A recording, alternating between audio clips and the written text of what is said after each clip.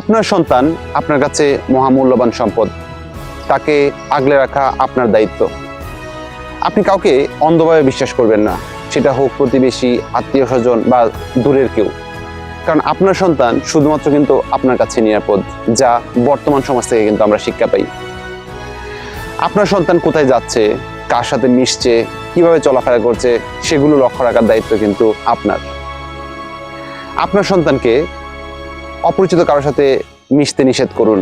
অপরিচিত কেউ কোনো কিছু বললে বা অশালীন কিছু করলে সেটা আপনাদের সাথে শেয়ার করার জন্য আপনার সন্তানকে উদ্বুদ্ধ করুন। আপনার সন্তানকে না বলতে শেখান এবং আপনার সন্তানকে সচেতন করে তুলুন। সর্বোচ্চ যে নিরাপত্তা সেটা দেওয়ার চেষ্টা করুন। কারণ হচ্ছে এই সমাজে আমাদের সন্তানকে আমরাই কিন্তু নিরাপদ রাখবো, অন্য কারো হাতে কিন্তু আমাদের সন্তান নিরাপদ নয়। সেটা ছেলে হোক বা মেয়ে হোক, যেই হোক, ছেলে বা মেয়ে আলাদা কোনো কথা নয়। প্রত্যেকটা সন্তানই কিন্তু তার বাবা মার কাছে খুবই গুরুত্বপূর্ণ। তাই আসুন আমাদের সন্তানের নিরাপত্তা আমরাই লক্ষ্য রাখি।